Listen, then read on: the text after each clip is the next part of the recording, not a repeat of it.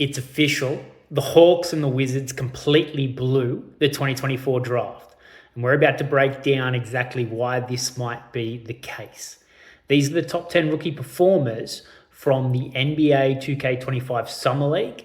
And we're going to add in a bonus player who deserved some flowers for their heroics in the semi-final and the championship game. So the overall number one draft pick to the Atlanta Hawks, Mr. Zachary Risakia, in 5 available and potential games that he could have played. He only played in 2. There weren't really any injury concerns or that.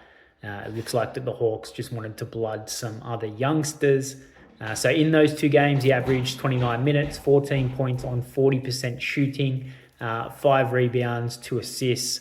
We didn't really see anything that blew us away in regards to why he could or deserved the number one pick. He's definitely a very, very good player, incredibly solid. However, there were other rookies that showcased their skill sets a lot more, and there were always questions around him going number one, and those questions are deserved, and people are asking even more questions about him now, even though it's a very limited showcase of just the 2 games. Still incredibly excited to see what he does this season.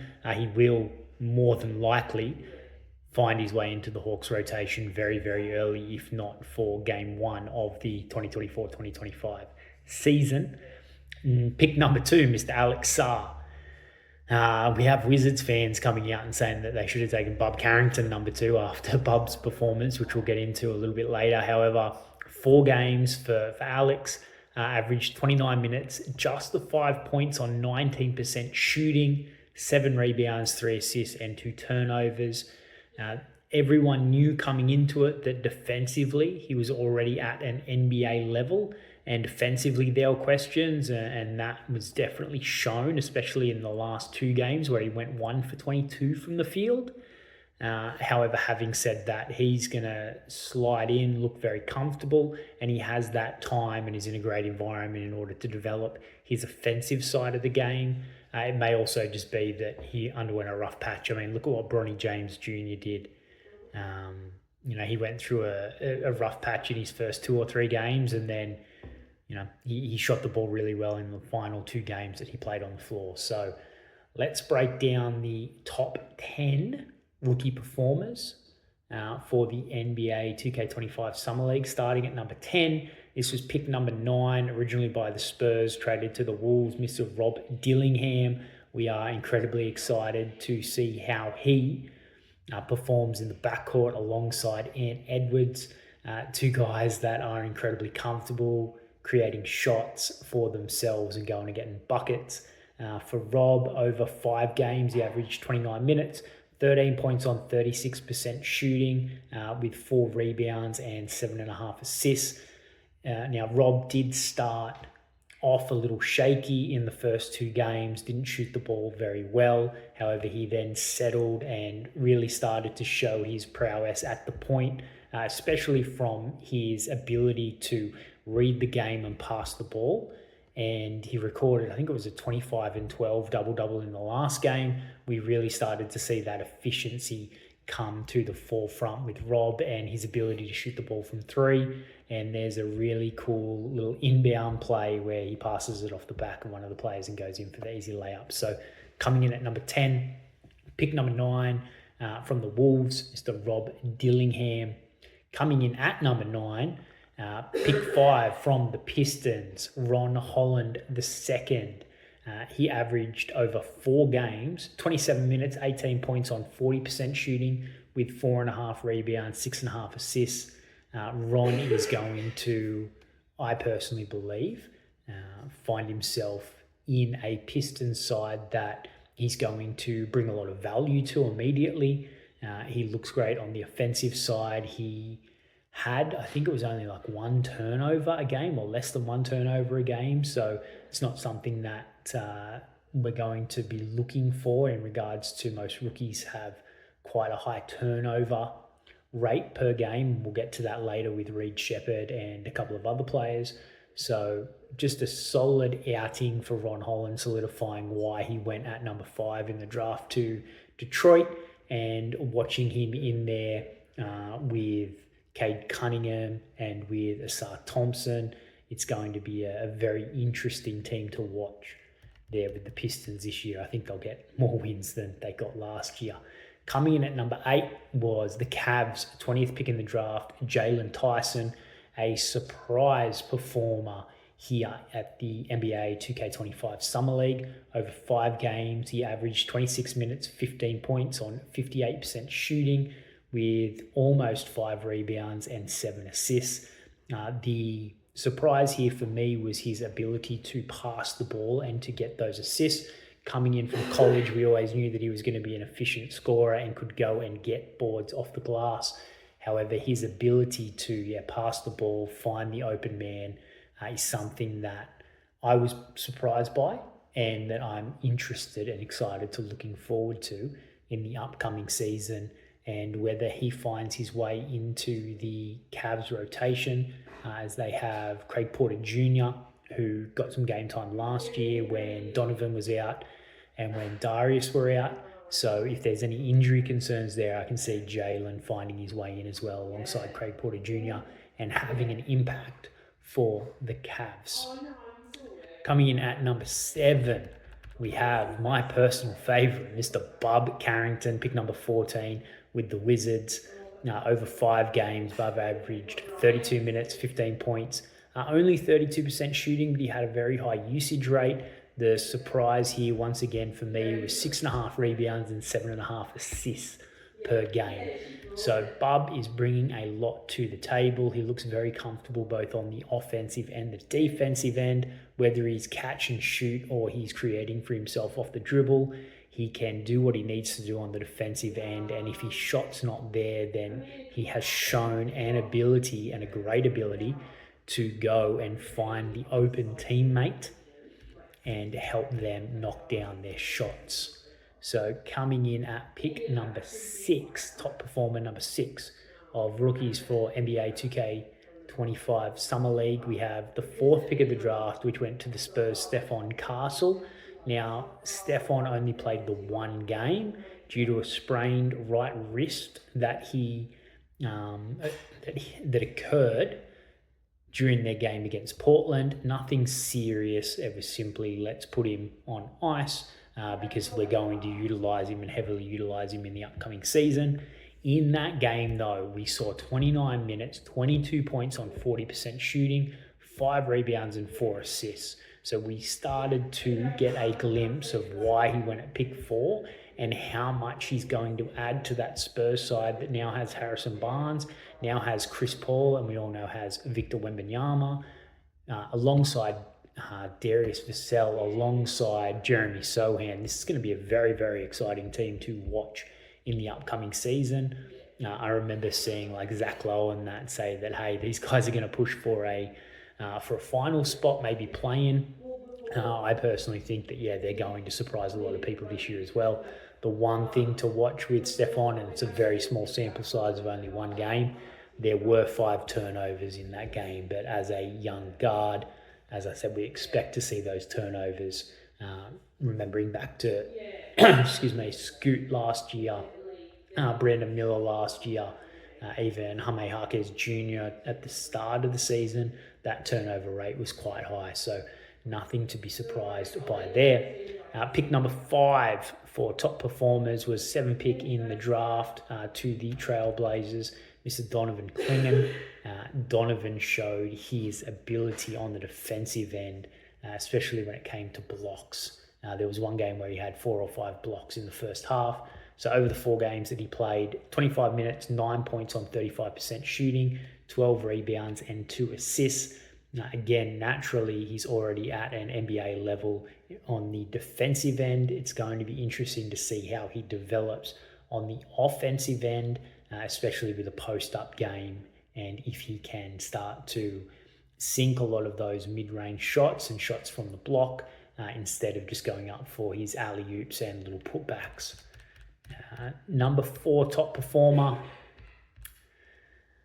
I personally think that he should have been a lot higher, but I am slightly biased in regards to that. It's the 11th pick from the Bulls, Mr. Matas Buzelis. So many great dunks, so many great finishes from this guy. His highlight reel from the Summer League is one of the best that's out there. 29 minutes, 16 points, 33% shooting, 4 rebounds and 1 assist over 5 games. We didn't really get to see his ability to pass the ball. He was more so a scorer for the Bulls when it came to the Summer League. However, showing those inclinations that he's going to slot in straight away. It's going to be very interesting to watch him on the court with Giddey, especially if Giddey has the ball in his hands more to find Matas. It's something to look forward to inside of the upcoming season. Performer number 3 was pick 18 from the draft from the Orlando Magic, Tristan da Silva. He only played 3 games. However, in those games, he showed his efficiency to shoot the ball. 26 minutes, 17 points on 60% field goal, 5 rebounds, 3 assists. A tremendous ad for the Magic, who look to be a dominant force, especially picking up KCP in the off-season. And they secured Franz and Mo, and they brought back Jonathan Isaac as well, and they still have Cole Anthony and Jalen Suggs there, and of course Paolo. It's going to be a very strong team there in the East with the Magic, and Da Silva will play a role this year in the 2024-2025 season. Second top performer, played 6 games, averaged 26 minutes, 18 points on 60% shooting with 8 rebounds, 1 assist, and played a vital role in his Miami Heat winning the championship game. This is pick number 15, Kel'el Ware. Kel'el had a number of double-doubles and showcased his ability to shoot the 3 at times when he found himself open. However, I was most impressed, and I think people were most impressed by his ability inside of the paint in regards to posting up. Great little turnaround hook shots and has a solid jumper on him. Can definitely protect the rim and is very, very comfortable in going and getting those boards. So whether or not we see Kel'el play a big role for the Heat this year, we have Bam Adebayo, and I think that Kel'el will get minutes from, God, I'm drawing a blank at the moment, from Kevin Love, and they don't have too many other big men, so Kel'el will likely find himself with some minutes and more minutes than he may have expected this year for the Miami Heat. Coming in at number 1, top performers, NBA 2K25 Summer League of the rookies, was the 3rd pick from the draft with the Houston Rockets. Reed Shepherd looked so comfortable right from the get-go. The Rockets are going to have an interesting year because Cam Whitmore also showcased his skills. He's going into his 2nd year. Only played 1 game in the Summer League. However, for Reed, 4 games, averaged 33 minutes, 20 points on 50% shooting, 5 rebounds, 5 assists. We are going to be on double-double and triple-double watch with this young man very, very soon. However, like Stephon Castle, the concern and the thing to watch is he averaged 4.8 turnovers. And again, that's just a young point guard. It is something consistent that we see and that we come to expect. So nothing to be too concerned about there. I was most impressed by his composure and his poise, picking his right shots, finding the open man, his ability to finish, his ability to shoot the 3, and whether he's in the mid-range, whether he's at the rim, or he's taking that outside shot, he looked very, very comfortable and very composed. So that's our top performer from the NBA 2K25 Summer League, Reed Shepherd of the Houston Rockets, the 3rd pick in the 2024 NBA draft. And at the beginning of this, I promised 1 more player who had a big role when it counted most. So Pele Larson, pick number 44 in the draft to the Heat. He played in every game for the Heat, averaged 24 minutes, 12 points on 47% shooting, 3 rebounds, 2 assists. However, when it mattered most, so in the semi-final game against the Warriors, 30 minutes, 21 points on 46% shooting, 6 assists and 4 steals. And what I was most impressed by was in the championship game, He scored the first 7 points for the Heat and then got into early foul trouble. I think he picked up 3 fouls in that first quarter, and by halftime he found himself with his 4th foul. So he only played 20 minutes, 16 points on 77% shooting, with 4 assists, 1 steal and 1 block, and that game winner where he drove hard to his left against Scottie Pippen and hit the off-balance contested runner to win it 120 to 118. It was a game that, who was it? Alondas Williams, Josh Christopher played great for the Heat, and they went up against the Grizzlies and their second year players, Scottie Pippen Jr., who else was it? G.G. Jackson and Jake LaRavia all had like 28, 29, 30, 31 point games. So for the Heat to come away with that championship win, something that not surprised by due to the Heat culture, and that's the thing that Pele and Khalil Ware are really already groomed for, is to slot straight in to one of those Heat sides, whether it's G League or it is with the NBA team. The Heat do a great job of drafting, and they have 2 players that are perfect for their system and are ready to go and make an impact alongside Jaime Jaquez Jr., Tyler Herro, and they'll see some game time with Caleb Martin going to the 76ers. We're still unsure of what's going to go on with Jimmy Butler, but the Heat look to be in a great spot with their draft picks from this year. So that's our breakdown of the top 10 performers from the NBA 2K25 Summer League Championships for the 2024 season. We'll see you back here on the next episode of the NBA Rookie Watch.